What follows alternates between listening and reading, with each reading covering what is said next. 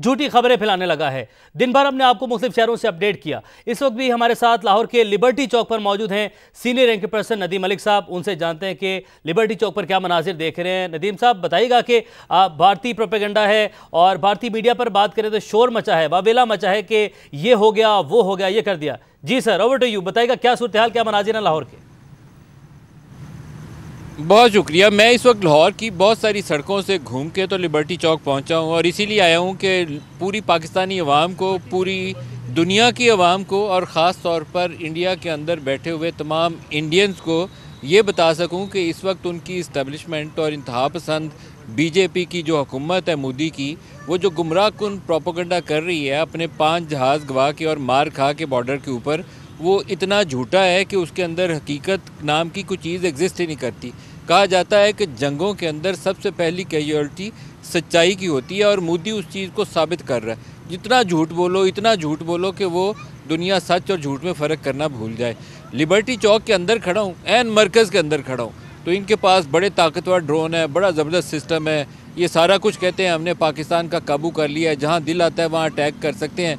तो मैं यहाँ खाली अकेला भी नहीं खड़ा, मेरे पास इस वक्त सूबाई जो पंजाब असम्बली के वज़ीर हैं और बड़े नामी ग्रामी सिख रहनुमा हैं सरदार रमेश सिंह अरोड़ा, वो भी मेरे साथ हैं और हम पूरे लाहौर की सड़कों से घूम के आए हैं। इस वक्त यहाँ चौक के अंदर औरतें बच्चे रात के इस पहर में भी खड़े हैं और वो घूम फिर रहे हैं। पीछे आपको ये ज़िंदगी नज़र आ रही है, ज़िंदगी। मैंने कोई डेड एंड नहीं ढूंढा कि जहाँ से पता ना चले। ये लाहौर शहर है, लाहौर शहर पूरी रात ज़िंदा रहता है। ये गाड़ियाँ चल रही हैं, मार्केटें खुली हैं, पेट्रोल पंप खुले हैं, इस तरफ भी दिखाइए सारी मार्केट्स खुली हैं। गाड़ियों की तादाद है पूरे लाहौर की, वो जो पूरी रात जारी रहती है, कभी बंद नहीं होती लाहौर शहर के अंदर। लाहौर शहर ज़िंदा रहता है 24 घंटे रात के हर पहर, और लाहौर शहर अभी भी ज़िंदा है और हम लाहौर शहर के अंदर मौजूद हैं। और मैं मशकूर हूँ अरोड़ा साहब आपका कि आप रात के इस वक्त भी मेरे साथ आए हैं और लाहौर की पूरी सड़कें हम घूम के आए हैं। तो आपको लाहौर की सड़कों पे लगा है कहीं कोई हालात की खराबी है, कोई बड़ा इंडिया का कोई खतरा पैदा हो गया कहीं? देखिए मलिक साहब, लाहौरिया तो वैसे भी जिंदा दिलाने लाहौर है और आपको पता लाहौरिया एंजॉय करते हैं, तो अभी हम लाहौर की सड़कों से घूम के आ रहे हैं। लाहौरिया उसी तरीके से एंजॉय कर रहे हैं और ये खुदा इनकी खुशियों को बुरी नज़र से हमेशा दूर रखे और ये इसी तरीके से खुशियाँ मनाएं, सेलिब्रेट करें और पाकिस्तान को, पाकिस्तानी अवाम को हमेशा महफूज रखे, इनको हमेशा खुशियों से रखे और अमन सुकून के साथ रखे, और बॉर्डर के उस पार वाले हमारे जो साथी हैं उनको भी अक्ल दे और अमन और आफियत से रहने की तौफीक अता फरमाए। जी बिल्कुल, आप ठीक फरमा रहे हैं। और मुझे लाहौर का ये है कि हमारे जब सिख भाई लाहौर आते हैं तो सिख और लाहौर का जो रिश्ता है, मैंने पहले ही बात की, वो मोहब्बत का रिश्ता है, वो प्यार का रिश्ता है। हमेशा जब हमारे सिख भाई भारत से आते हैं, अभी पिछले दिनों बैसाखी पे हमने 7000 सिख यात्रियों को वीज़ा दिया, उनमें से 5800 तशरीफ़ लाए। आप यकीन करें, जिस दिन वो 8 दिन के डिफरेंट गुरुद्वारों के विज़िट के बाद लाहौर आए तो आगे कहते हैं लाहौर आके थकावट उतर गई है, और वो कहते हैं लाहौर के साथ हमें इश्क है। सो हम हमेशा अमन की, मोहब्बत की बात करते हैं और वो हमारे जो सिख भाई यहाँ से गए हैं वो हमारा अमन और मोहब्बत का, प्यार का पैगाम ले गए। इसीलिए आज जब सिख इस बुरे हालात में भी, जब इंडिया और पाकिस्तान के दरमियान टेंशन चल रही है और मोदी सरकार और जो बीजेपी की अप्रोच है इस वक्त इंतहा पसंदी की और दहशत गर्दी की जो वहाँ से बात आ रही है, मैं अप्रिशिएट करता हूँ। आज भी भारत में और दुनिया भर में बसने वाला सिख आज भी अमन का पुजारी है, आज भी अमन की बात करता है और आज भी वो पाकिस्तान के साथ खड़ा है। अच्छा सरदार साहब, मैं परसों लकीली आपसे भी मेरी मुलाकात हुई नारोवाल, मैं वहाँ गया हुआ था वो करतारपुर लांगा में, तो वो जितने हमारे सिख भाई और वो यात्री दूसरी तरफ से आए हुए थे, मैंने इतनी जफ्फियाँ डाली हैं ना उनसे और वो इतने प्यार से मिले हैं। वो कहते हैं कि हमें उस तरफ इतना प्यार नहीं मिला जितना इस तरफ प्यार मिला है। वो कहते हैं डरा के उन्होंने भेजा था कि पाकिस्तान जाओगे तो पता नहीं क्या होगा, तो यहाँ तो आप लोगों से प्यार ही बड़ा मिला है, बड़े सुकून और शांति के साथ वापस जा रहे हैं। जी मलिक साहब, आप बिल्कुल ठीक फरमा रहे हैं। अभी जब बैसाखी पे भी 7000 लोग वापस जा रहे थे, वो यही मोहब्बत का पैगाम लेके गए। और आप परसों करतारपुर साहब थे और आपने खुद देखा कि जो करतारपुर साहब की धरती है और वो जो कॉरिडोर है वो मोहब्बत का, प्यार का और अमन का कॉरिडोर है। परसों आप सिख यात्रियों से मिले, उनकी बात सुनी। सर्टनली जब वो हमारे सिख भाई आते हैं तो उनको एक नेगेटिव प्रोपेगेंडा दे के भेजा जाता है, उनको एक नेगेटिव परसेप्शन दी जाती है पाकिस्तान की। लेकिन जब वो पाकिस्तान आते हैं, पाकिस्तानियों का प्यार देखते हैं, पाकिस्तानियों का मोहब्बत देखते हैं, वो हमारे गर्विदा होकर जाते हैं।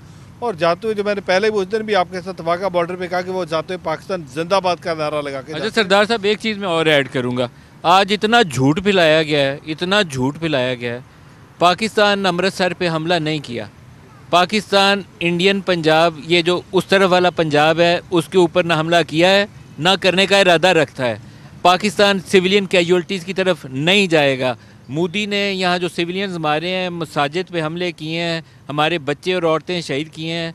पाकिस्तान मंदिरों पे हमले नहीं करेगा, पाकिस्तान सिखों पे हमले नहीं करेगा, पाकिस्तान बदला लेगा। पाकिस्तान के 2 शहरों को अटैक किया है, मुरीदके को, बहावलपुर को।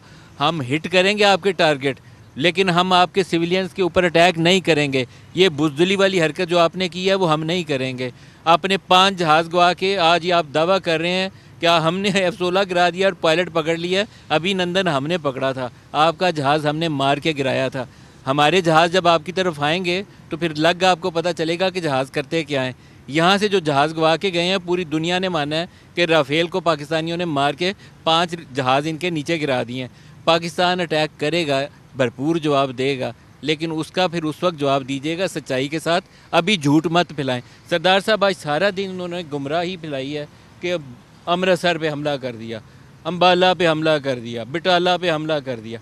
पाकिस्तान उस तरफ ना गया है, ना जाने का इरादा है। देखिए, मैं हुकूमत पाकिस्तान का शुक्रिया अदा करता हूँ। आप बताइए, आप हुकूमत खुद हैं, आप हुकूमत की तरफ से बताइए। मैं ये कहता हूँ कि सोच नहीं सकते हम कि हम खासकर भारतीय पंजाब, जहाँ पे हमारे सिख भाई बसते हैं और जो पहले दिन से कह रहे हैं कि वो पाकिस्तान के साथ है, इसलिए पाकिस्तान के साथ है कि पाकिस्तान के अंदर उनका ननकाना साहब है, पाकिस्तान के अंदर उनका करतारपुर साहब है। हम हुकूमत सोच भी नहीं सकते कि हम भारतीय पंजाब के ऊपर हमला करेंगे, और बिल्कुल हमने कोई हमला नहीं किया। ये बेसिकली वही नेगेटिव प्रोपेगेंडा है जो भारत पिछले एक लंबे अरसे से कर रहा है, और पिछले 3 दिन से तो इंतहा कर दी।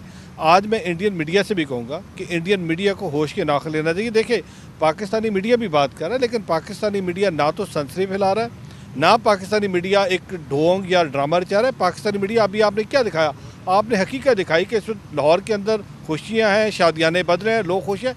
और फिर उसी तरीके से सवाल तो आज ये उठना चाहिए, आज भारत बसने वाले सिख को मैं ये भी कहता हूँ कि आज बहुत बुरा एक जो मैसेज गया और जो पैगाम गया, आज भारत ने जब और बहुत सारे ड्रोन छोड़े, जिनमें से लाहौर में ड्रोन छोड़े, पिंडी में छोड़े, चकवाल में छोड़े, एक ड्रोन आप ननकाना साहब छोड़ रहे हैं। खुदा का खौफ खाए, ननकाना साहब सिखों का मक्का और मदीना है, और आप ननकाना साहब ड्रोन छोड़ रहे हैं। बीजेपी की हुकूमत ने आज ननकाना पे ड्रोन हमला किया, और मैं तो शुक्रिया अदा करता हूं। बीजेपी की हुकूमत ने बिल्कुल है ननकाना साहब के ऊपर ड्रोन हमला किया। और मैं सवाल आज मैं यही कहता हूँ, भारत में बसने वाले सिख को ये सवाल पूछना चाहिए कि जब पाकिस्तान की सरकार, मैं पाकिस्तान का नुमाइंदा, हुकूमत का नुमाइंदा होने की हैसियत से आज भी कहता हूँ, उस दिन मेरी हुकूमत ने कहा कि हम कहते हैं कि भारतीय सिख यात्री आएँ, हम उनके लिए वीज़ा खोला है, वो अपने गुरुद्वारों के दर्शन करें। मैं आज भी आपके प्लेटफॉर्म से दुनिया भर के बसने वाले सिख को आज मैं इनवाइट करूं, आप मुझे सुबह अपनी लिस्ट भेजें, जितने पाकिस्तान आना चाहते हैं हम आपको कल वीज़ा इशू करेंगे, परसों पाकिस्तान आए। पाकिस्तान का और सिख का रिश्ता नाखून और गोश्त का रिश्ता है। पाकिस्तान के साथ सिख का दिल धड़कता है। पाकिस्तान में का जब तक नाम नहीं है, सिख हिस्ट्री नामुकम्मल है।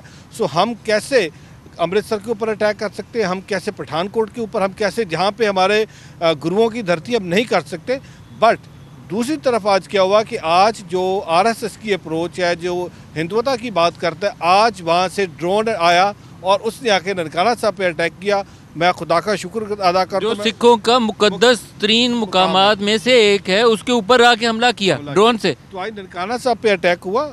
आज मैं सिख को यकीन दिलाता हूँ कि आप आएँ, आप सिखों से कहें कि उठें बीजेपी के खिलाफ। बिल्कुल सिख उठा हुआ ना जी। सिख आज से नहीं उठा, सिख तो आज से 4 दिन पहले जब सारा ये ढोंग रचाया जा रहा था। देखिए, जब फॉल्स फ्लैग ऑपरेशन हुआ उस वक्त क्या हुआ?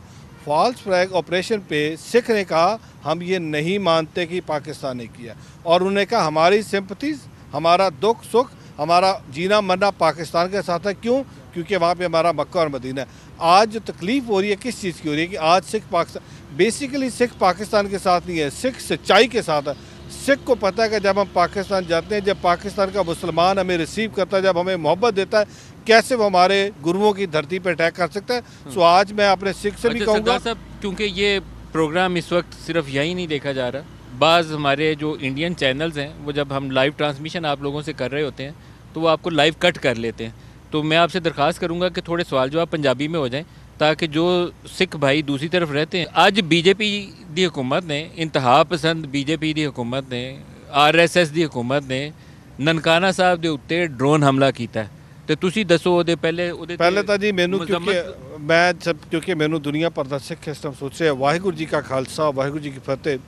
सुबह ਦੇ ਮੈਨੂੰ ਬਹੁਤ ਸਾਰੇ ਟੈਲੀਫੋਨ ਕਾਲਸ ਆਏ, ਬਹੁਤ ਸਾਰੇ ਪੋਡਕਾਸਟ ਹੋਏ। ਇੱਕ ਤਾਂ ਸੰਗਤ ਜੀ ਮੈਂ ਤੁਹਾਨੂੰ ਯਕੀਨ ਦਿਲਾਣਾ ਕਿ ਪਾਕਿਸਤਾਨ ਦੀ ਸਰਕਾਰ ਕਦੀ ਵੀ ਅੰਮ੍ਰਿਤਸਰ ਸਾਹਿਬ ਤੇ ਜਾਂ ਪੰਜਾਬ ਦੇ ਕਿਸੇ ਹਿੱਸੇ ਤੇ ਵੀ ਅਟੈਕ ਕਰਨ ਦਾ ਨਾ ਤਾਂ ਸੋਚ ਸਕਦੀ, ਨਾ ਇਹੋ ਜਿਹਾ ਮਨਸੂਬਾ। ਹਾਂ, ਜਿਹੜਾ ਭਾਰਤ ਨੇ ਕੀਤਾ, ਜਿਹੜਾ ਮੋਦੀ ਸਰਕਾਰ ਨੇ ਕੀਤਾ, ਮੈਂ ਪਹਿਲੇ ਦਿਨ ਤੋਂ ਕਹਿ ਰਿਹਾ, ਅਮਨ ਸਾਡੀ ਖਾਹਿਸ਼ ਹੈ।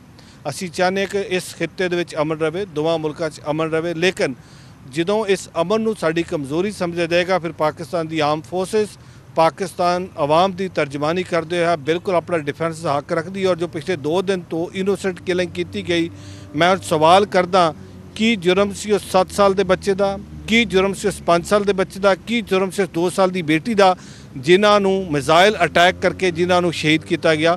ਸੋ ਇਸ ਵਕਤ ਸਿੱਖ ਕਿਉਂਕਿ ਹਮੇਸ਼ਾ ਜ਼ੁਲਮ ਦੇ ਖਿਲਾਫ ਖੜਾ ਹੁੰਦਾ, ਸਿੱਖ ਨੇ ਹਮੇਸ਼ਾ ਸਾਨੂੰ ਗੁਰੂ ਗੋਬਿੰਦ ਸਿੰਘ ਸਾਹਿਬ ਨੇ ਦੱਸਿਆ ਹੀ ਹੈ ਕਿ ਆਪਾਂ ਜ਼ੁਲਮ ਦੇ ਖਿਲਾਫ ਬੋਲਣਾ ਹੈ। ਸੋ ਜਿੱਥੇ ਜ਼ੁਲਮ ਹੋਏਗਾ ਸਿੱਖ ਉਸ ਦੀ ਨਿੰਦਿਆ।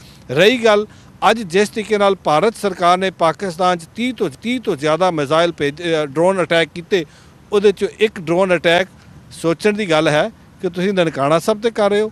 ਨਨਕਾਣਾ ਸਾਹਿਬ ਉਹ ਪਵਿੱਤਰ ਧਰਤੀ ਜਿਹਦੇ ਵਾਸਤੇ ਸਿੱਖ ਹਮੇਸ਼ਾ 2 ਟਾਈਮ ਅਰਦਾਸ ਕਰਦਾ ਕਿ ਮੈਂ ਨਕਮਸਤਕ ਹੋਵਾਂ। ਤੁਸੀਂ ਨਨਕਾਣਾ ਸਾਹਿਬ ਨੂੰ ਚੁਣ ਲਿਆ ਕਿ ਜਾ ਕੇ ਤੁਸੀਂ ਨਨਕਾਣਾ ਸਾਹਿਬ 'ਤੇ ਅਟੈਕ ਕਰੋ। ਸੋ ਮੈਂ ਸੰਗਤ ਜੀ ਤੁਹਾਨੂੰ ਦੱਸਣਾ ਚਾਹ ਰਿਹਾ, ਪਾਕਿਸਤਾਨ 'ਚ ਵਸਣ ਵਾਲਾ ਮੇਰੇ ਆਲੇ ਦੁਆਲੇ ਮੇਰੇ ਪਿੱਛੇ ਸਾਰੇ ਮੇਰੇ ਮੁਸਲਮਾਨ ਭਰਾ ਖੜੇ ਨੇ। ਮੈਂ ਇਸ ਟਾਈਮ ਇਕੱਲਾ ਸਰਦਾਰ ਹਾਂ। ਮੁਸਲਮਾਨ ਸਿੱਖਾਂ ਨੂੰ ਮਾਣ ਸਨਮਾਨ ਦਿੰਦਾ ਹੈ, ਮੁਸਲਮਾਨ ਸਿੱਖਾਂ ਨੂੰ ਆਪਣੇ ਸਿਰ ਦਾ ਤਾਜ ਬਣਾਉਂਦਾ ਹੈ, ਮੁਸਲਮਾਨ ਸਿੱਖਾਂ ਨੂੰ ਪ੍ਰਿਵਿਲੇਜ ਮਾਈਨੋਰਿਟੀ ਕਹਿੰਦਾ। ਕਿਉਂ? ਕਿਉਂਕਿ ਉਹਨਾਂ ਨੂੰ ਪਤਾ ਹੈ ਕਿ ਸਿੱਖ ਦਾ ਤੇ ਪਾਕਿਸਤਾਨ ਦਾ ਰਿਸ਼ਤਾ ਨੌ ਤੇ ਮਾਸ ਦਾ ਰਿਸ਼ਤਾ ਹੈ। ਸੋ ਸੰਗਤ ਜੀ ਅੱਜ ਜਿਸ ਤਰੀਕੇ ਨਾਲ ਭਾਰਤ ਸਰਕਾਰ ਤੋਂ ਜਿਹੜੇ ਡਰੋਨ ਭੇਜੇ ਗਏ ਔਰ ਖਾਸ ਕਰ ਜਿਹੜਾ ਨਨਕਾਣਾ ਸਾਹਿਬ, ਉਸ ਦੀ ਅਸੀਂ ਪੁਰਜ਼ੋਰ ਨਿੰਦਿਆ ਕਰਦੇ ਹਾਂ। ਜਿਹੜਾ ਪਰਸੋਂ ਮਿਜ਼ਾਈਲ ਅਟੈਕ ਹੋਏ ਸਾਡੇ ਸ਼ਹਿਰਾਂ 'ਤੇ, ਬਹਾਵਲਪੁਰ 'ਤੇ, ਉਸ ਤੋਂ ਬਾਅਦ ਮੁਰੀਦਕੇ 'ਚ, ਉਸ ਦੀ ਪੁਰਜ਼ੋਰ ਨਿੰਦਿਆ ਕਰਦਾ ਔਰ ਜਿਹੜੀ ਇਨੋਸੈਂਟ ਕਿਲਿੰਗ ਉਸ ਦੀ ਪੁਰਜ਼ੋਰ ਨਿੰਦਿਆ ਕਰਦਾ। ਲੇਕਿਨ ਅੱਜ ਮੈਂ ਤੁਹਾਡੇ ਪ੍ਰੋਗਰਾਮ ਦੇ ਰਾਹੀਂ ਦੁਬਾਰਾ ਫਿਰ ਪੈਗਾਮ ਦੇ ਰਿਹਾ, ਅਸੀਂ ਪਾਕਿਸਤਾਨੀ ਮੁਹੱਬਤ ਦੇ ਪੁਜਾਰੀ ਹਾਂ, ਅਸੀਂ ਅਮਨ ਦੀ ਗੱਲ ਕਰਦੇ ਹਾਂ, ਅਸੀਂ ਹਮੇਸ਼ਾ ਜੋੜਨ ਦੀ ਗੱਲ ਕਰਦੇ, ਅਸੀਂ ਤੋੜਨ ਦੀ ਗੱਲ ਨਹੀਂ ਕਰਦੇ। ਅੱਜ ਵੀ ਅਸੀਂ ਚਾਹਾਂਗੇ ਕਿ ਬੈਠ ਕੇ ਡਾਇਲੌਗ ਦੇ ਜ਼ਰੀਏ ਅਮਨ ਨੂੰ ਆਪਾਂ ਅੱਗੇ ਲੈ ਕੇ ਚੱਲੀਏ। ਲੇਕਿਨ ਅਗਰ ਤੁਸੀਂ ਪਾਕਿਸਤਾਨ ਨਾਲ ਮੈਲੀ ਅੱਖਾਂ ਦੇਖੋਗੇ, ਅਗਰ ਪਾਕਿਸਤਾਨ 'ਤੇ ਤੁਸੀਂ ਚੜ੍ਹਾਈ ਕਰੋਗੇ ਤਾਂ ਫਿਰ ਸਟਨਲੀ ਜੋ ਤੁਸੀਂ ਕੁਝ ਇੱਕ ਕਰੋਗੇ ਤਾਂ ਪਾਕਿਸਤਾਨ ਇੱਕ ਦਾ ਜਵਾਬ 2 ਨਾਲ ਵੀ ਦੇਣਾ ਜਾਣਦਾ ਹੈ। ਕਿਉਂਕਿ ਪਾਕਿਸਤਾਨ ਦੀ ਫੌਜ ਨੂੰ ਪਾਕਿਸਤਾਨ ਦੀ ਆਵਾਮ ਦੀ ਹਮਾਇਤ ਹਾਸਲ ਹੈ ਔਰ ਪਾਕਿਸਤਾਨ ਦੀ ਆਵਾਮ ਨੇ, ਅਸੀਂ ਭਾਵੇਂ ਸਾਡੇ ਸਿਆਸੀ ਇਖਤਲਾਫ ਹੋਣ, ਸਾਡੇ ਲਿਸਾਨੀ ਇਖਤਲਾਫ ਹੋਣ, ਲੇਕਿਨ ਜੋ ਪਾਕਿਸਤਾਨ ਦੀ ਗੱਲ ਹੋਏ ਫਿਰ ਅਸੀਂ ਸਾਰੇ ਇੱਕ ਹਾਂ ਔਰ ਹਮੇਸ਼ਾ ਅਸੀਂ ਕਹਿੰਦੇ ਕਿ ਪਾਕਿਸਤਾਨ ਜ਼ਿੰਦਾਬਾਦ। सरदार जी एक ਜਿਹੜਾ ਮੇਰਾ ਦਿਲ ਹੈ, ਮੈਂ ਇੱਥੇ ਅਪੀਲ ਕਰਾਂ, ਪਤਾ ਨਹੀਂ ਤੁਸੀਂ ਮੁਨਾਸਬ ਸਮਝੋ ਜਾਂ ਨਾ ਪਸੰਦ ਕਰੋ, ਜੇ ਨਨਕਾਣਾ ਸਾਹਿਬ ਤੇ ਬੀਜੇਪੀ ਹਮਲਾ ਕਰ ਸਕਦੀ ਹੈ ਤੇ ਮੈਂ ਇੱਥੇ ਖੜਾ ਹੋ ਕੇ ਇੰਡੀਅਨ ਪੰਜਾਬ ਦੇ ਸਾਰੇ ਸਿੱਖਾਂ ਨੂੰ ਅਪੀਲ ਕਰਨਾ, ਗੋਲਡਨ ਟੈਂਪਲ ਦੀ ਕਮੇਟੀ ਨੂੰ ਅਪੀਲ ਕਰਨਾ ਕਿ ਉਹ ਸਵੇਰ ਉੱਠਣ ਤੇ ਆਪਣਾ ਇhtਜਾਜ ਰਿਕਾਰਡ ਕਰਨ, ਮਜ਼ੰਮਤ ਕਰਨ। ਅਕਾਲੀ ਦਲ ਤੇ ਸਾਰੀਆਂ ਜਮਾਤਾਂ ਉੱਥੇ ਉੱਠਣ ਤੇ ਇੱਕ ਜ਼ੁਬਾਨ ਨਾਲ ਮੋਦੀ ਨੂੰ ਚੈਲੰਜ ਕਰਨ ਤੇ ਉਹਨੂੰ ਪੁੱਛਣ ਤੂੰ ਨਨਕਾਣਾ ਸਾਹਿਬ ਤੇ ਡਰੋਨ ਹਮਲਾ ਕੀਤਾ ਹੈ ਤੇ ਕੀਤਾ ਕਿਉਂ ਹੈ। ਉਹਨੂੰ ਪੁੱਛਣ ਤੂੰ ਰਾਵਲਪਿੰਡੀ ਕ੍ਰਿਕਟ ਸਟੇਡੀਅਮ ਜਿੱਥੇ ਕ੍ਰਿਕਟ ਮੈਚ ਹੋ ਰਿਹਾ ਸੀ, ਤੂੰ ਉਸ ਕ੍ਰਿਕਟ ਮੈਚ ਦੇ ਉੱਤੇ ਹਮਲਾ ਜੋ ਸਟੇਡੀਅਮ ਤੇ ਕਿਉਂ ਕੀਤਾ ਹੈ। ਪਾਕਿਸਤਾਨ ਆਪਣਾ ਡਰੋਨ ਭੇਜੇ ਜਿਹੜਾ ਬੜਾ ਤਾਕਤਵਰ ਡਰੋਨ ਨੇ ਸਾਡੇ ਕੋਲ, ਔਰ ਉਹ ਇਹ ਜਿਹੇ ਡਰੋਨ ਨੇ ਕਿ ਇੱਥੋਂ ਕੋਆਰਡੀਨੇਟਸ ਪਾ ਕੇ ਚਲਾਇਆ ਜਾਏ ਤੇ ਜਿਸ ਸਟੇਡੀਅਮ 'ਚ IPL ਦਾ ਮੈਚ ਹੋ ਰਿਹਾ ਸਾਰਿਆਂ ਦੇ ਉੱਤੇ ਹਮਲਾ ਕਰਕੇ ਉਡਾਇਆ ਜਾ ਸਕਦਾ ਹੈ। ਤੇ ਫਿਰ ਉਹਦਾ ਕੀ ਹੱਲ ਹੋਏਗਾ? ਅਗਰ ਇਹ BJP ਸਰਕਾਰ ਦੀ ਮਰਜ਼ੀ ਇਹੀ ਹੈ ਕਿ ਇੰਝ ਹੀ ਪਾਕਿਸਤਾਨ ਨੂੰ ਤੇ ਇੰਡੀਆ ਨੂੰ ਅੱਗੇ ਵਧਾਉਣਾ ਹੈ ਤੇ ਫਿਰ ਪਾਕਿਸਤਾਨ ਦਾ ਤੇ ਇੰਡੀਆ ਨੂੰ ਇਹਦਾ ਲੋਕਾਂ ਦਾ ਫਰਜ਼ ਹੈ ਕਿ ਉਸ ਇੰਤਹਾ ਪਸੰਦ ਮੋਦੀ ਨੂੰ ਚੈਲੰਜ ਕਰਨ। ਔਰ ਮੈਂ ਅੱਜ ਇੰਡੀਅਨ ਪੰਜਾਬ ਦੇ ਸਾਰੇ ਸਿੱਖਾਂ ਨੂੰ ਕਹਿਣਾ ਕਿ ਸਵੇਰ ਉੱਠੋ, ਆਪਣਾ ਇhtਜਾਜ ਰਿਕਾਰਡ ਕਰਾਓ, ਨਨਕਾਣਾ ਸਾਹਿਬ ਦੇ ਹਮਲੇ 'ਤੇ ਵੀ ਰਿਕਾਰਡ ਕਰਾਓ ਤੇ ਜਿਹੜਾ ਇਨਸਾਨੀਅਤ ਦੇ ਖਿਲਾਫ ਹਮਲੇ ਹੋ ਰਹੇ ਨੇ 2 ਸਾਲ ਤੇ 5 ਸਾਲ ਦੇ ਬੱਚਿਆਂ ਨੂੰ ਸ਼ਹੀਦ ਕਰਕੇ ਉਹਦੇ ਉੱਤੇ ਵੀ ਆਵਾਜ਼ ਉਠਾਓ। ਸਰਦਾਰ ਸਾਹਿਬ ਇਸ ਤੇ ਤੁਸੀਂ ਕੁਝ ਮੈਂ ਮਲਕ ਸਾਹਿਬ ਇੱਕ ਗੱਲ ਕਰਨਾ ਚਾਹ ਰਿਹਾ।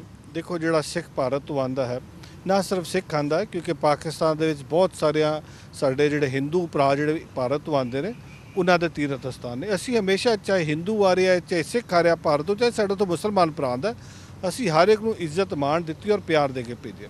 ਔਰ ਮੈਂ ਹਜੇ ਵੀ ਸਮਝਦਾ ਕਿ ਭਾਰਤ ਦੇ ਵਿੱਚ ਹਜੇ ਵੀ ਇੱਕ ਤਬਕਾ ਐਸਾ ਮੌਜੂਦ ਹੈ ਜਿਹੜਾ ਗੱਲ ਕਰਦਾ ਹਿਊਮਨ ਰਾਈਟਸ ਵਾਇਲੇਸ਼ਨ ਹੋਣ ਤੋਂ ਉਹਨੂੰ ਕੰਡੈਮ ਕਰਦਾ ਹੈ, ਜਿਹੜਾ ਇਸ ਵਕਤ ਇਤਫਾਕ ਪਿਆਰ ਦੀ ਗੱਲ ਕਰਦਾ। ਲੇਕਿਨ ਜਿਹੜੀ ਬਜਰੰਗ ਦਲ ਦੀ, ਸ਼ਿਵ ਸੈਨਾ ਦੀ, RSS ਦੀ ਫਿਲਾਸਫੀ ਹੈ, ਉਹ ਫਿਲਾਸਫੀ ਤਾਂ ਸਿਰਫ ਇੱਕ ਹਿੰਦੂਤਵ ਨੂੰ ਪ੍ਰਮੋਟ ਕਰਦੀ ਹੈ, ਉਹ ਬਾਕੀ ਧਰਮਾਂ ਦੀ ਹਮੇਸ਼ਾ ਨਿੰਦਿਆ ਕਰਦੀ ਹੈ। ਵੇਖੋ ਪੰਜਾਬ ਦੀ ਚੀਫ ਮਿਨਿਸਟਰ ਪੰਜਾਬ ਅਸੈਂਬਲੀ 'ਚ ਖੜ੍ਹ ਹੋ ਕੇ ਕਹਿੰਦੀ ਅਕਲੀਅਤ ਮੇਰੇ ਸਿਰ ਦਾ ਤਾਜ ਹੈ, ਉਹਨਾਂ ਨੂੰ ਤਹਫ਼ੁਜ਼ ਜਿਹੜਾ ਮੇਰੀ हुकूमत की अवलीन तरजीह है।